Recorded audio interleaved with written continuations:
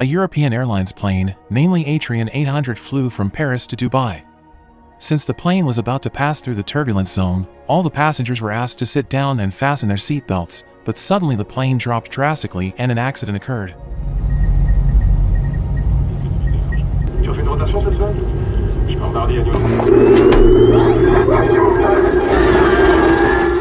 Elsewhere, there was a black box expert named Matthew Vasseur who was known to have a flawless hearing ability.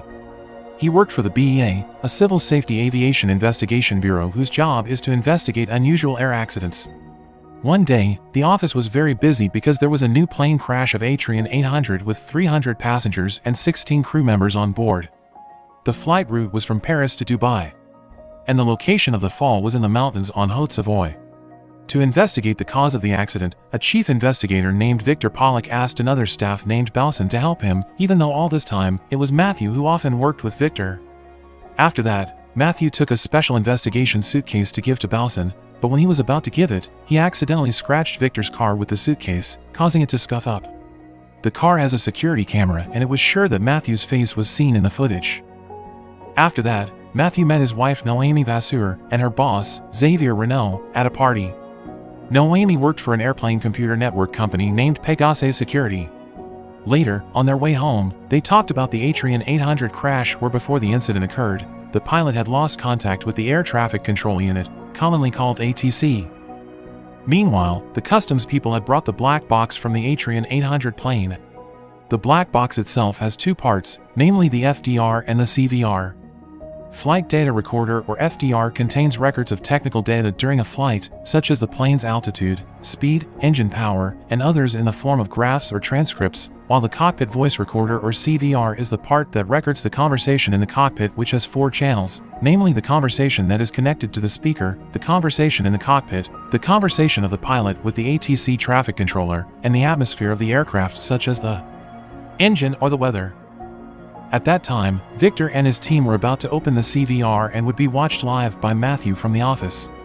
After opening it with great care, the CVR device was immediately cleaned, the recording file was downloaded, and would be investigated by Victor.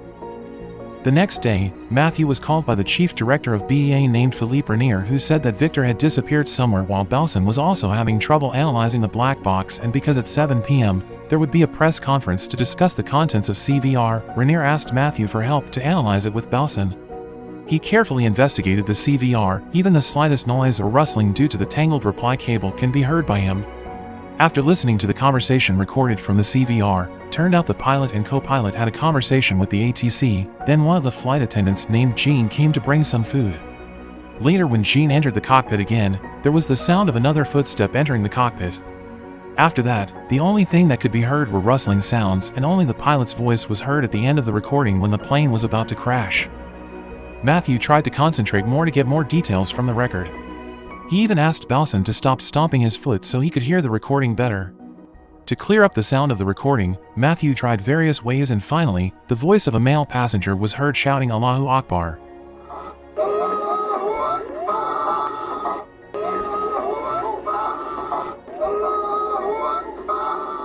Matthew then held a press conference regarding his investigation. According to his analysis, there was an intruder that managed to enter the cockpit right after the flight attendant entered it and the door was still open. The analysis was not supported by any evidence to say that the intruder was a terrorist. The next morning, the news broadcasted an alleged passenger who had infiltrated the cockpit, a man from Egypt who was an extremist. Matthew's expertise and success in analyzing the CVR made Renier appoint him as the chief investigator to replace his superior, Victor, because, till that day, Victor had not yet been seen. Later that noon, Matthew went to a man whose wife was one of the victims of the flight accident. He claimed to have a voice message from his wife saying that the plane was very chaotic and everyone was screaming until the plane crashed. Borrowing the husband's cell phone to check the voicemail from his wife, Matthew saw that the voicemail was from 7:56 minutes in the morning.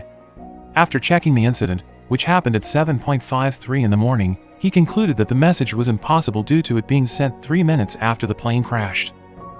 The discrepancy was immediately conveyed to R. However, according to Renier, there could be a time error between the internet that delivered the voicemail and the flight radar because of the considerably narrow time gap. Renier said that an error like that was natural, but Matthew couldn't let it slide and has become increasingly suspicious and obsessed with the case. Whenever and wherever he went, he always had the recording with him. He even went to investigate the plane remnant that has been secured. He checked on every data of the passenger, the photos they uploaded to Facebook, and kept listening to the CVR. Matthew's incredible ability to focus could make it seem as if he was on the plane. The Egyptians who were suspected of being intruders were seen. However, it turned out that he was not suspicious at all. Matthew's suspicion grew bigger. Not satisfied with what he could find from the CVR, he went to Victor's office and looked for more evidence that he could have gathered from the case. When he checked Victor's desk, he found a password as well as Victor's home address. After that, he went straight to that address. When he got there, Victor was nowhere to be seen. He decided to enter the house by climbing over the fence. All doors and windows were shut closed, and the only thing he could think was to break through the window's glass. When he entered, he immediately screened the rooms and found Victor's laptop in one of them. Fortunately, he took a photo from the notebook on Victor's desk at the office where the laptop's password was written. But, after searching for some evidence on the laptop, he couldn't find any files related to the case. He didn't have any reason to stay there since there was nothing that could help him with the case, but when he was about to go home, he saw Victor's car in the garage and remembered that the car had a dashcam in it.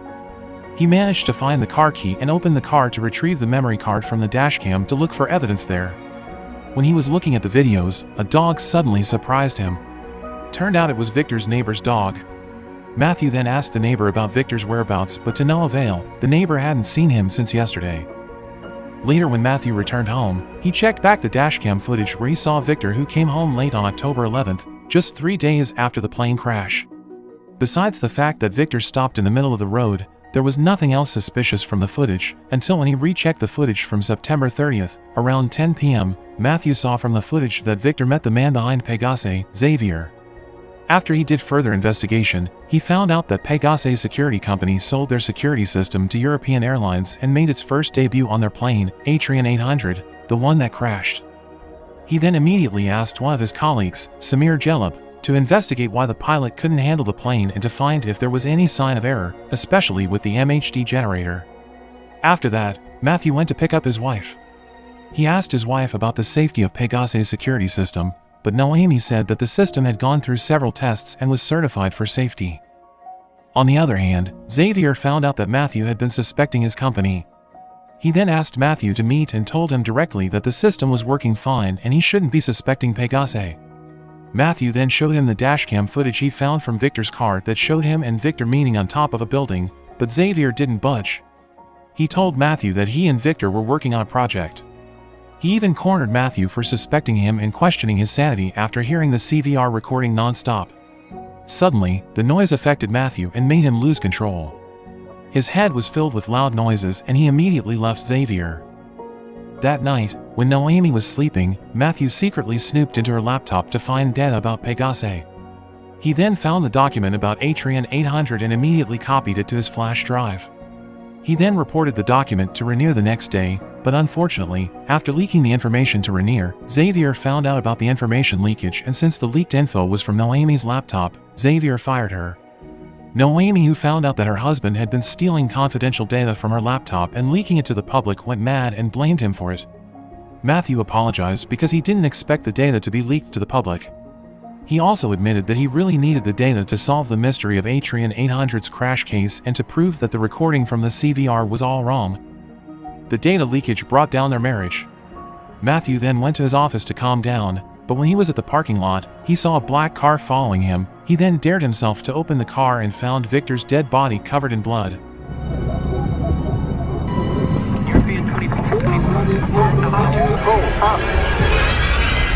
Turned out it was just a dream. He was woken up by Samir, who then invited him to test the MHD system, which he suspected to be the cause of the plane crash, but after undergoing several tests, no error was found and the results showed that the system was working as it should. Matthew kept trying to figure out the error, but to no avail. He was so stressed he began slamming the screens.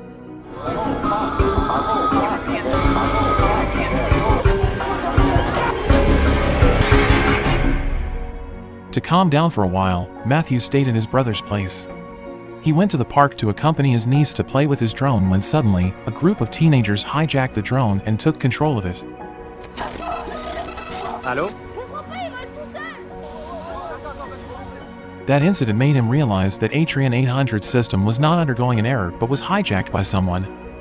Matthew then returned to meet Xavier to discuss the cause of the accident, which may be caused by someone hijacking the system. Hearing that, Xavier told him that their well-advanced system was not impenetrable by any kind of hacking and it was a mistake. After that, Matthew went to visit his journalist friend named Laura to tell her about his suspicion about someone that might have hijacked the plane control. Laura told him that his accusation didn't have any strong evidence to support it and there was only a single person that could do it, which was David Keller, a former Pegasus employee who attempted it a year ago and was arrested shortly after.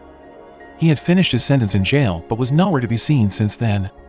After finding out about David Keller, Matthew went straight back to Facebook to look at the photos that Atrian 800's passenger uploaded and found a man that coincidentally had the same appearance from one of the photos. He then looked at the passenger's name list on board but couldn't find David Keller on it, adding more irregularities to the case. Matthew then met Noemi to ask for her help because he had a lot of evidence, but Noemi, who was already fed up with her husband's behavior, didn't care and left him. Not only that, but Rainier was also forced to transfer Matthew because he involved too much suspicion instead of using facts. He followed his instincts without any evidence to support his theory. He still couldn't find the red string to the case until finally, Matthew saw a video of the helicopter crash that Victor and he investigated before the Atrian 800's incident.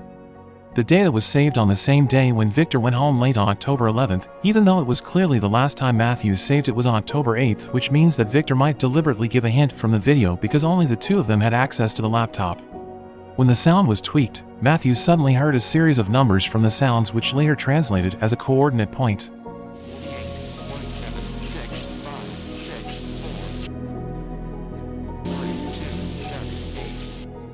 When Matthew got there, it turned out that the location was a lake nearby Victor's house. With a boat that leaned there, he went to the exact coordinate point, which was in the middle of the lake. He then jumped into the water and found something unexpected. The original CVR belonged to Atrian 800. It turned out that Victor had deliberately hidden it. He then went straight to Victor's house to find out what was inside the CVR. The day when Atrian 800 had its flight, David Keller was one of the passengers there. He was there to clean his reputation and to prove how bad Pegasus' security was. He used a laptop that he secretly plugged into an adapter below his seat. Initially, he intended to hack the flight route just to show how bad the security is, but somehow, he couldn't control his laptop and an error that affected the system occurred. He couldn't cancel the hacking and the plane lost control. The plane's speed decreased drastically. There was nothing David Keller could do but surrender to his fate because the plane was about to crash into the mountain. Besides the original recording of CVR, Victor also combined a video of his self-confession. Turned out, Victor deliberately didn't let Matthew get involved with the investigation because he knew that Matthew was the only one that can help him to uncover the crime that Xavier had done, proven by how he could find the evidence from the instructions that Victor secretly left behind for him. In his confession video, Victor admitted that years ago, Xavier had bribed him to get information regarding errors in Pegasus' devices. And later in Atrian 800 crash case, Xavier knew that the reason behind the incident was David Keller. To cover the truth behind the incident, and to make sure that nobody knew about how bad Pegasus' security system was, he deliberately deleted David Keller from the passenger list. Then, Xavier threatened to ruin Victor's career if he didn't want to help him to falsify the CVR. Turned out, the Muslim terrorist was nothing but a lie to cover the truth. Victor was forced to manipulate the CVR to save Pegasus' reputation because Xavier knew that if the public found out about how bad Pegasus' security system is, it was certain that he would immediately go bankrupt. Even the man that claimed had a voicemail from his wife from the plane crash was paid to give false evidence. Victor had admitted his mistake and hoped that Xavier could be caught soon. Victor's whereabouts were still unknown, whether he was still alive or dead. Shortly thereafter, Matthew heard voices from some people outside of the house. For safety, he decided to immediately transfer the file online. All the electricity was turned off except for the electricity in Victor's office. Right after he hid, the person looking for him entered the house. Since the transfer had not been completed and Matthew was getting cornered, he tried to avert the people's attention from him by turning on the CVR inside the office. He managed to distract the men, and finally, the transfer process was finally complete. He rushed to leave the place, but unfortunately, the intruder from earlier had installed a device in his car which was able to hack into his car's system remotely, resulting in him not being able to control his car, causing his death from a high-speed car crash.